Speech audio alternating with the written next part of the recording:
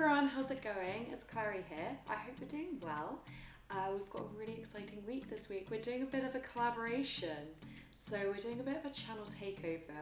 I've been in conversation with Avladle and also AV Awarsing, who are two other YouTubers. They're really great. I'd really recommend to go check out their channels. I'm going to include a link in the description below, so you can go check them both out. They're both figure collectors, and we thought it'd be quite fun if maybe we do a series of questions and we kind of pick each other's thoughts on collecting, each other's collections, our thoughts on figures and the like. So yes, I've received 5 lovely questions from both Awarsing and also Avladle. We're going to start with Awarsing. I'll go through his questions first and give some answers, but we will each be doing a video on each of our YouTube video channels. So definitely go and check out the guys' answers as well, because I'm sure they have some great things to say, and you can see what I ask them as questions as well, which will be quite fun. Anyway, let's get going. Hi, my name is Albert and I am from the Awarsing YouTube channel. Thanks so much, Clari for having me on your channel. My first question is, what is one of your most favorite anime of all time? Oh, this is a really hard question. There's so many anime I really like, but I'd say my gut reaction would definitely be Demon Slayer. Yeah, I'm probably quite like basic when it comes to anime.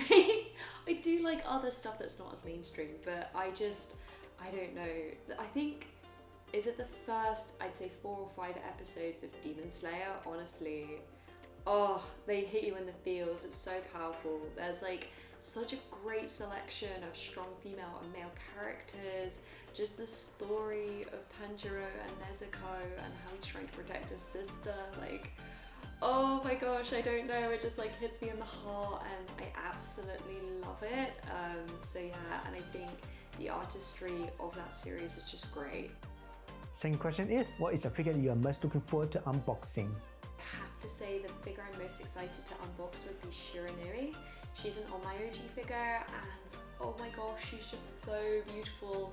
Her fans just look so amazing, and I've basically watched this figure since the kind of original art illustration. I then saw her turn into grayscale, and I don't think there's a single other figure that I was just waiting and waiting and waiting to get painted as much as this figure. And now that I've pre-ordered her, I cannot wait to have the opportunity to unbox her. It's going to be a super exciting day, so that's probably my top pick. Third question, how do you pick which figure to buy? So I'm sure, like most figure collectors, I have quite a rigorous process of how to pick figures, just because I live in London and I'm quite limited on space. So typically I start off with 2 things. I have an Excel spreadsheet which I live by. It not only has all my pre-orders on it, it also has kind of figures on my wish list as well. I always put there as well, even figures that haven't been announced for pre-order or their pricing yet but are coming out in the future, I'll put down on the Excel spreadsheet. And the second thing is I have an artboard where it has like my details, it has all my existing collection but also all my pre-orders on there. So what I do is if I like a figure, I'll add it to this artboard, see if I can kind of fit it into an existing shelf, and if not, then if I like it enough, I'll probably end up cancelling some pre-orders to make space for it. So this is usually the process I go through. I definitely have some themes, I think, in my collection. I really love Chinese figures, like all my OG figures. I love my ethos figures, so there's quite a few of those in my collection. And then I also have, I guess, some kind of like streetwear designs as well. So I have the kind of 2 DF girls, but then I also have pre-ordered the Evangelion Radio Eva set. What is your preference for collecting scale figures over prize figures and pop-up parade? I mainly collect scale figures, and I definitely have a preference, I'd say, for 1/6 scale figures. I also really love 1/7 scale figures, which is kind of the main body of my collection. However, I got my first Nendoroid recently and I really love her. It's a Shinobi Nendoroid. She's absolutely beautiful, and I really loved the kind of process of assembling her and like putting on her different poses. It was really fun. I haven't actually collected any pop-up parades yet. I wouldn't not collect them. The one thing I'm not a big fan of their bases, so if I did buy some pop-up raids, I'd probably end up making bases for them. Alright, the big question. As a fellow collector, do you feel you have to explain your anime figure collection to your friends and family? And do you think this hobby is sustainable, over a lifetime? Yes, there is absolutely no way that my family would approve of me collecting figures. Especially recently, I've been starting to collect slightly more degenerate figures, which is just like, yeah, my family, luckily I don't live at home, so it's not so much an issue. But I just want to say for people out there who feel that they receive a lot of judgment from friends and family, you're not alone. I completely relate, because figure collecting is really not a common hobby in the UK. But the way I see it is that people spend their money on stuff regardless. Is it not better I spend my money on figure collecting rather than going to the pub and getting drunk all the time, or like eating kind of takeaway food or other stuff like that? I don't get why people hate figure collecting so much. And in the same, like, I game as well, and people are always really shocked. They're like, what, you game but you're a woman, what's that? I'm like, yes, girls game too. And like, there's just this negative stigma that we're all these like little kind of basement gremlins, and I'm like, that's really not the case. So I'm actually trying to be a lot more vocal about the fact that I do collect, and I love anime especially. I have no shame in admitting that I love anime, because it's amazing. Like, anime is such a great thing. And the same with figure collecting. Like, honestly, some figures look like art. Like, look at Hatsune Miku by Moitos. She is like a sculpture, and I feel like one day, Van Gogh, when he originally made his art, he was like super unpopular and everyone thought he was a weirdo. So maybe we're just like the next generation of artists, like collectors, and you never know, maybe our collections one day will be displayed in like contemporary art galleries and stuff like that. It would be really cool. I started talking with a couple of friends about my figure collection, and it's definitely had, like, overall most people are positive, and they're like, you do you, be happy, we support you kind of attitude. But there's definitely been some raised eyebrows of people being like, well, that's unusual.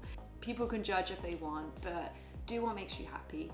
Yes, I do think figure collecting can be sustainable over a lifetime, but I think it depends on what your view of sustainable is, because I do think it will be cyclical just because of life pressures. There'll be different phases, like if you're studying, maybe you have kids, or like, I don't know, you might be between jobs or something, where you might not have as much money to spend on figures, and so you might have to be more frugal. Maybe you take a break for a year and then you start up again or something like that. But I definitely think, as long as you have your figures in your collection, they can be admired, and I think that's great. I can definitely see myself in the future really kind of analysing the collection and selling stuff off to make space for new stuff. I can also see myself, like, maybe if I go through a financially challenging time, taking a break from figure collecting, and I think that's probably quite a healthy thing to do every once in a while if need be. The one thing I don't agree with is, like, if you end up with these collections where it gets to a point where you just shut them up in a room and you don't look at them and don't appreciate them anymore because you've just got too many figures. Or like the same, I know a lot of people do this, and so please don't be offended if you're one of those people. But people who buy lots of figures and just leave them in the boxes, like, I don't understand that. When I get a figure coming in, I'm so excited I have to unbox it straight away. And so, yeah, but I can understand that people might be moving between places, so maybe they're not able to unbox figures straight away. But yeah, I think it's good to get the waifus and the husbandos out of their plastic and cardboard prisons and get them on display. And if you find that you've got a whole storage cupboard full of boxes of figures you've never opened, I think it's a time to really assess if you want to keep those figures. And there's nothing wrong with selling them or opening them and then just, forcing yourself to maybe sell some other figures that you have on display. Thanks again for having me on the channel, Clari, and welcome to the YouTube Anime Figures Unboxing community. See ya! Thank you so much for coming on the channel, Albert. No, the pleasure was mine. It was an absolute delight to have you, and the questions were great. And now we can move on to Avladle's questions. What's up, everybody? My name is AV Ladle, and I'm here to annoy Clari by asking her a bunch of stupid questions. You know, we spend a lot of time looking and thinking about figures. So my first question is, have you ever had a figure appear in your dreams? Or even worse, your nightmares? Yeah, I've definitely dreamt about figures. I had a dream about Stella DF, but maybe we shouldn't talk about that on YouTube. Sorry, everyone. Let's say you had a professional wardrobe and makeup team, as well as unlimited budget. Which one of your figures would you want to cosplay as and recreate in real life? Oh my gosh, yes, I love this question. Okay. Ooh, there's so many like characters I could cosplay as. This is a really hard decision. A part of me, but obviously I have a team, so I'm like, oh, I need to go with something really out there. My initial reaction was Alice Zuberg from SAO, but actually I'm gonna change that. I'd want to go as like some sort of cool mythical beast, like maybe like Slifer the Sky Dragon from Yu-Gi-Oh! Or like any of the Egyptian gods would be pretty cool. Yeah, can you imagine like some of the kind of like pieces you could wear?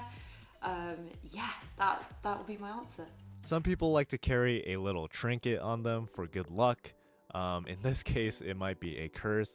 But my question is, if you had to carry one of your figures with you at all times, which one would you pick? Ooh, I think it would have to be, yeah, but I feel like this is an obvious answer, but it'd have to be my Shinobi Nendoroid, just because she's kind of small and petite, and I kind of love to photograph her in places. I've actually even bought like a little, like the little bunny Nendoroid carrier to like, because I actually want to start taking her on holidays with me and maybe photographing her. I was meant to actually do this on my last holiday, but I kind of left her behind and forgot to pack her. So yeah, but next holiday, next year, I'll definitely do that. Many people consider anime figures to be a work of art. So if you could put any one of your figures next to the Mona Lisa, what would it be? Or are you just going to be a degenerate and put a lewd figure next to her? Ooh, now you mentioned degeneracy, I feel like I want to change my answer. I'd say my initial gut reaction was to say the Hatsune Miku by My Ethos, just because she's so elegant. I feel like she deserves to be displayed in a museum. But now you mentioned degeneracy. There's this picture, like, there's this one figure that's coming out, and I can't remember like the details of him, but it's basically a naked guy sat on a dirty toilet. And like, if you haven't checked this out already, definitely go on MFC and read some of the comments about like what people have posted about this guy on the toilet, because the comments are just hilariously funny. And a part of me feels like he kind of deserves to be displayed in a museum. Just because it's so ridiculous, like a male figure on a toilet. Yeah, I think I'd pay money to go to a museum to see that. And my final question is, what is the hardest thing so far about being a figure YouTuber? Is there anything you struggle with, or something you just find really frustrating? Okay, generally overall I really love making the YouTube videos. Like for me, it's like always been a hobby. It's not really something I see as like a commercial choice. It's just, I really love filming all my figures and stuff like that. But there are a couple of nitpicks I have about it. I guess there's a lot of admin around it. Like, I hate making thumbnails. Actually, I typically don't bother making thumbnails just because I think like making the videos itself is like quite time consuming.